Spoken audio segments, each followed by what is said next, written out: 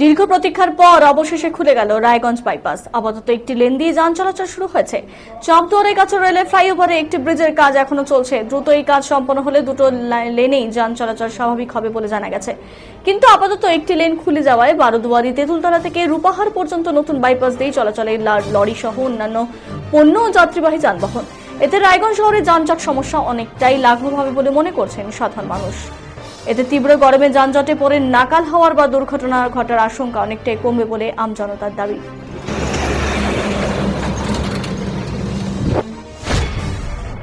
বাইপাসে কালকে শুনলাম যে বেলা 11টার সময় খুলেছে বাইপাস, তাই আজকে একটু দেখতে এসেছিলাম। এতদিন তো বন্ধ ছিল। এতদিন বন্ধ ছিল, খুব সমস্যা ছিল। এত যানজট, ওখানে মাঝে মধ্যে অ্যাক্সিডেন্ট ঘটতো। রাস্তা পারাপার হতে গেলে পরে 5-7 মিনিট ওয়েট করতে হতো। হয়তো আর্জেন্ট কাজ আছে, তাড়াতাড়ি পার হবো, দাঁড়িয়ে থাকতে হতো। স্কুল যাতায়াতের ক্ষেত্রে তো খুবই সুবিধা গেল। মাঝে মধ্যে অ্যাক্সিডেন্ট ঘটতো, বাচ্চাদেরও যাতায়াত করতে সুবিধা, রাস্তা পারাপার হতে।